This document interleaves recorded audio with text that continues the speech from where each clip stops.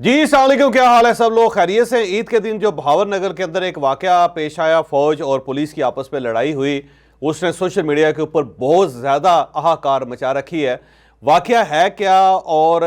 مستقبل میں ہمیں اس قسم کے واقعات کے تدارک کے لیے کیا کرنا چاہیے، یہ ہم آپ کو آج کے ویلاگ پہ بتائیں گے۔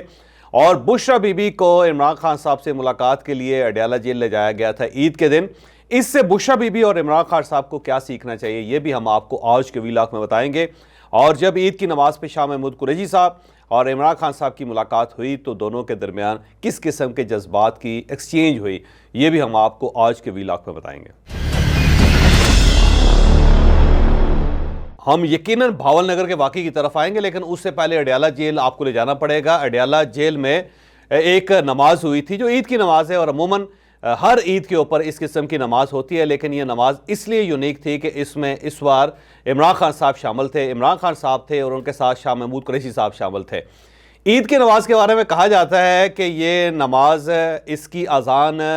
بھی کوئی نہ کوئی مجرم دیتا ہے، اس کی امامت بھی کوئی نہ کوئی مجرم کرتا ہے، اقامت کا فریضہ جو ہے وہ بھی کوئی ایک ملزم یا مجرم ادا کرتا ہے، اور نماز پڑھنے والے لوگ بھی سارے کے سارے ملزم اور مجرم ہوتے ہیں۔ لیکن اس قسم کی نماز میں عموماً جیل کا عملہ بھی شامل ہوتا ہے، تو عمران خان صاحب کے لیے جو نماز کا بندوبست کیا گیا تھا اس میں عمران خان صاحب شامل تھے، اس میں شاہ محمود قریشی صاحب شامل تھے،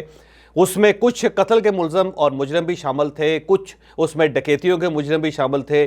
کچھ چوری اور راہدنی کے مجرم جو تھے وہ بھی اس میں شامل تھے، کچھ اس میں وائٹ کالر کرائم کے ذمہ دار بھی شامل تھے۔ بہرحال جب یہ نماز ہوئی تو اس میں عمران خان صاحب نے اٹھ کے شاہ محمود قریشی صاحب سے گلے ملے، اور شاہ محمود قریشی صاحب اٹھ کے عمران خان صاحب کے ساتھ گلے ملے، اور پھر بڑی دیر تک یہ دونوں ایک دوسرے کے ساتھ لپٹے رہے اور کان میں سرگوشیاں کرتے رہے۔ یقیناً تو انہیں اپنی عید کی وہ نمازیں یاد آئی ہوں گی جب یہ اقتدار میں تھے، جب یہ اپنے گھروں میں تھے۔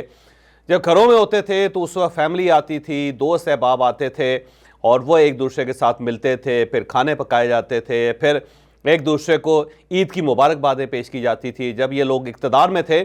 تو اس وقت بھی لوگ آتے تھے، عمران خان صاحب کے پاس آتے تھے، لائنوں میں لگ کے سب بڑے بڑے منسٹرز، بڑے بڑے بیوروکریٹس ہاتھ میں لاتے تھے، پھر آرمی چیف آتے تھے ان کے پاس، پھر فضائیہ کے، پھر نیول چیف بھی ان کے پاس آتے تھے، اور پھر ایمبیسڈرز آتے تھے۔ جب وزیر خارجہ تھے شاہ محمود قریشی صاحب تو اس وقت ایمبیسڈرز کی لائن لگی ہوتی تھی، جو اسلامی ملکوں کے ساتھ جن کا تعلق ہوتا تھا وہ وزیر خارجہ کے ساتھ ہاتھ ملانا اپنے لیے اعزاز سمجھتے تھے۔ لیکن اب یہ جو عید آئی ہے اس میں عمران خان صاحب اور شاہ محمود قریشی صاحب دونوں جیل کے اندر ہیں، اور جو لوگ ان کے ساتھ عید مل رہے تھے ان کا تعلق بھی کسی نہ کسی جرم کے ساتھ تھا، اور وہ بھی جیل میں ان کے ساتھ بند ہے۔ پھر کچھ جو لوگ تھے ان کا تعلق عملے کے ساتھ تھا، کیونکہ عملے کے لوگوں نے بھی بہرحال عمران خان صاحب کے ساتھ عید منائی، اور انہوں نے عید بھی ملی عمران خان صاحب اور شاہ محمود قریشی صاحب کے ساتھ۔ تو یقیناً اس وقت انہیں یہ فیلنگ آئی ہوگی کہ ایک وقت تھا کہ جو کتنا اچھا وقت تھا کہ جس میں لوگ ہمارے ساتھ ملنے کے لیے آتے تھے، لیکن آج ہم صرف اور صرف مجرموں میں گھرے ہوئے ہیں، اور وہی ہم سے عید مل رہے ہیں، انہی کی اقامت میں، انہی کی امامت میں ہم نے عید ادا کی، اور جو ہمارے پاس دائیں بائیں لوگ جو آزاد جن کو کہا جا سکتا ہے وہ لوگ ہیں جو جیل کا عملہ ہے، اور ان کی آزادی بھی یہ ہے کہ شام کے وقت اپنے گھروں میں چلے جاتے ہیں، اور بہت سارے لوگ جیل کی حدود کے اندر ہی جو ان کے گھر ہیں ان کے اندر رہتے ہیں۔ تو یہ فیلنگ یقیناً آئی ہوگی۔ تو اب اس میں لرننگ کا پوائنٹ یہ ہے کہ عمران خان صاحب کو اور شاہ محمود قریشی صاحب کو یہ سوچنا چاہیے کہ جب لوگ جیلوں کے اندر ہوتے ہیں تو عید کے اوپر ان کے اندر کس قسم کے اثرات ہوتے ہیں، کس قسم کی فیلنگز ہوتی ہیں ان کی، وہ کیا سوچتے ہیں، اپنے خاندان کے بارے میں ان کی کیا فیلنگ آتی ہے، ان کو دوست احباب کے بارے میں ان کی کیا فیلنگز ہوتی ہیں، اور جو آزادی ہے وہ کتنی بڑی نعمت ہوتی ہے اور اس کی کتنی بڑی زیادہ قدر آپ کو محسوس ہوتی ہے جیل کے اندر۔ تو میرا خیال ہے عمران خان صاحب کو یہ سوچنا چاہیے، اور وہ وقت دور نہیں ہے جب عمران خان صاحب آزاد ہوں گے۔ مجھے یقین ہے کہ بہت جلد یہ آزاد بھی ہو جائیں گے، اور پھر اسٹیبلشمنٹ کو یا ریاست کو ان کے لیے ایک راستہ بھی کریٹ کرنا پڑے گا جس پہ سفر کر کے یہ ایک پیسفل قسم کی پولیٹکس کریں، تو پھر یہ ایک اچھی سیاست بھی کریں گے عمران خان صاحب، اور مجھے یہ بھی یقین ہے کہ یہ پرائم منسٹر دوبارہ ضرور بنیں گے، اور جب یہ پرائم منسٹر بنیں گے تو میرا خیال ہے انہیں اس پروسیس کو یاد رکھنا چاہیے، انہیں یہ یاد رکھنا چاہیے کہ کسی بھی سیاسی اپوننٹ کو انہیں نہیں چاہیے کہ وہ اس طرح عید گزارے، یا اس طرح وہ اس ماحول میں وہ جیل کے اندر زندگی گزارے، یا اس طرح ان کے مقدموں کا فیصلہ ہو کہ دن رات لگا کے ججز فیصلہ کریں، اور اس فیصلے کی روشنی میں پھر اس کو 14 سال قید ہو جائے۔ تو میرا خیال ہے عمران خان صاحب نے اور شاہ محمود قریشی صاحب نے اس پروسیس سے بہت کچھ لرن کیا ہوگا. اگر تو انہوں نے لرن کیا ہے اور یہ باہر نکل کے جیل کی اصلاحات کرتے ہیں, قانون اور عدل و انصاف کو بہتر بناتے ہیں, یہ پولیس کے سسٹم کو, ایف آئی اے کے سسٹم کو بہتر بناتے ہیں, یہ نیب کا جو ادارہ ہے اس کا قبلہ ٹھیک کرتے ہیں, تو پھر تو یہ جیل بہت زیادہ میرا خیال ہے عمران خان صاحب اور شاہ محمود قریشی صاحب کے لیے بلیسنگ ثابت ہوئی. اور اس کے ساتھ ساتھ ان لوگوں کے لیے بھی جو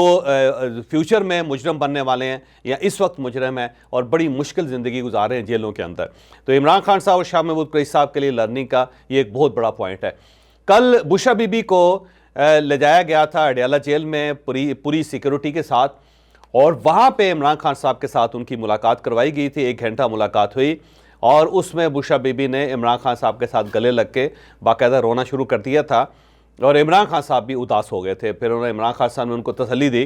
اور تسلی دینے کے بعد انہیں کہا کہ یہ مشکل وقت ہے, یہ بہت جلد گزر جائے گا. بہرحال میاں بیوی دونوں ایک کارنر پہ بیٹھ کے ایک دوسرے کے ساتھ بات کرتے رہے, سرگوشیوں میں بات کرتے رہے. ان کی پوری کوشش تھی کہ ان کی یہ باتیں کوئی اور شخص نہ سنے. بعد میں بشرا بی بی نے عمران خان صاحب کو کچھ وظائف بھی بتائے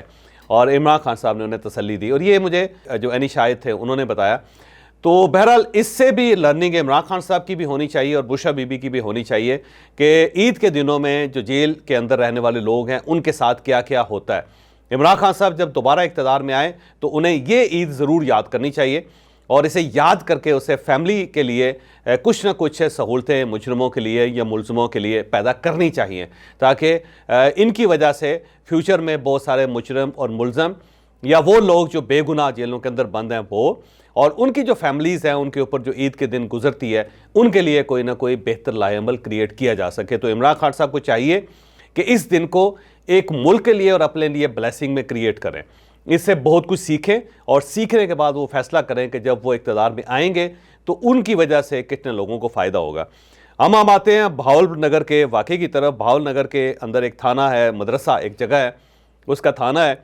اور اس کے بارے میں کل سے خبریں گردش کر رہی ہیں انٹرنیٹ پہ, سوشل میڈیا پہ, اور اس خبروں میں یہ بتایا گیا ہے کہ 40 سے 50 اہلکار فوج کے وہ تھانے پہ گئے اور انہوں نے ڈنڈوں کے ساتھ وہاں پہ جو پولیس اہلکار تھے ان سب کو پھینٹا لگا دیا. پھر جو ایس ایچ او تھے رضوان عباس ان کا نام ہے, ان کو باقاعدہ کان پکڑائے اور 2-1 گھنٹے ان کو کان پکڑائے رکھا.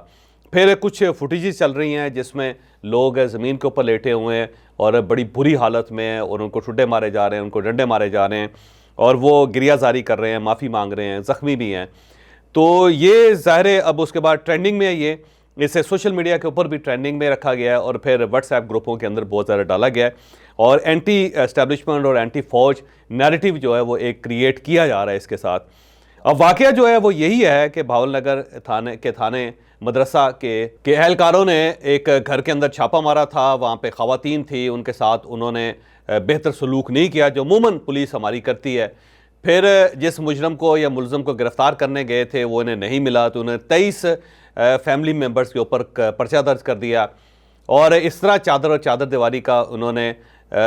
وائلیٹ کیا اس کو, کہ اس کے بعد ظاہر ہے وہاں پہ علاقے کے اندر بڑا خوف و ہراس بھی پھیل گیا اور نفرت بھی پھیل گئی. اب جس گھر کے اوپر پولیس گئی تھی اس میں سے ایک گھر کے اندر ایک حاضر سروس فوجی اہلکار رہتا تھا. اسے جب اپنے کولیگز کے ساتھ بات کی یا اس نے اپنے یونٹ میں بات کی یا جس طرح بھی یہ بات آگے نکلی, تو جو ان کے اہلکار دوست تھے یا ان کے جو یونٹ کے لوگ تھے وہ سب گئے اور انہوں نے تھانے میں جا کے جو کچھ کیا وہ اب آپ کے سامنے. پہلی بات تو یہ ہے کہ یہ واقعہ پہلا نہیں ہے, پاکستان نہیں بلکہ پوری دنیا میں جو آرم فورسز ہیں, وہ پولیس ہے یا فوج ہے, ان کے درمیان اس قسم کی لڑائیاں چلتی رہتی ہیں, کیونکہ جس کے ہاتھ میں ویپن ہوگا, جس نے یونیفارم پہنی ہوگی, تو اس کے اندر ایک میں سپیریئر ہوں قسم کا ایلیمنٹ آتا ہے, اور وہ دوسری فورس کو وہ تسلیم نہیں کرتا. جیسے پولیس والے فوج کو تسلیم نہیں کرتے, فوج والے پولیس کو تسلیم نہیں کرتے. دونوں آرم فورسز ہیں, دونوں کے پاس اسلحہ ہے, دونوں نے یونیفارم پہنی ہوئی. تو جو یونیفارم والے لوگ ہوتے ہیں یا جن کے پاس اسلحہ ہوتا ہے, وہ جو دوسرا ڈپارٹمنٹ ہے اس کو نہیں مانتے. تو یہ ایک اختلاف چلتا رہتا ہے. بہت سارے واقعات پاکستان کی ہسٹری میں ہیں. ایک راولپنڈی کے اندر بشیر خان کا ایک واقعہ بڑا مشہور ہوا تھا, جس کی وجہ سے جو گورنمنٹ چلی گئی تھی, اور اس کی بیک گراؤنڈ یہ تھی کہ یہ جو بشیر خان صاحب تھے یہ عام ایک چھوٹے سے ٹھیکیدار تھے, پھر یہ ٹیکسی ڈرائیور تھے اس سے پہلے, پھر یہ آہستہ آہستہ سیاستدان بن گئے. انہوں نے کونسلر کا الیکشن لڑا راولپنڈی کے اندر, وہاں سے ترقی کرتے کرتے پھر جب جنیجو صاحب کا وقت آیا، اس سے پہلے جو الیکشن ہوئے تھے 1985 میں غیر جماعتی الیکشن، اس میں انہیں ایم پی اے کا ٹکٹ مل گیا تو یہ ایم پی اے بن گئے۔ ایم پی اے بننے کے بعد راولپنڈی میں ان کا بڑا دبدبا تھا۔ تو ایک بار یہ اپنی گاڑی میں جا رہے تھے تو ایک سامنے موٹر سائیکل والا تھا، اس کے ساتھ ان کی گاڑی لگ گئی۔ تو موٹر سائیکل والا نیچے اترا، اس نے کہا جی آپ نے کیوں میری موٹر سائیکل تباہ کر دی، میرا تو کل اثاثہ یہی تھا۔ اور بشیر خان صاحب اترے اور انہوں نے اپنے بندوں سے کہا کہ اس کو پینٹا لگا دیں۔ انہوں نے اس جو نوجوان تھا اس کو پینٹا لگا دیا۔ وہ نوجوان کیپٹن تھا فوج کے اندر، وہ فوری طور پہ وہاں سے اپنا ٹوٹا ہوا موٹر سائیکل لے کے اور سوجا ہوا منہ لے کے وہ اپنی یونٹ میں چلا گیا، بلکہ وہ یہاں پہ کورس کرنے کے لیے آیا تھا جہاں پہ اس کے بہت سارے کولیگز موجود تھے۔ اسے وہاں جا کے ان کو بتایا کہ دیکھیں جی میرے ساتھ تو یہ ہوا ہے۔ تو وہ سب لوگ جو تھے وہ اکٹھے ہوئے، انہوں نے وہ کیمپ سے باہر نکلے اور انہوں نے جا کے بشیر خان صاحب کے گھر جا کے ان سب کو پینٹا لگا دیا۔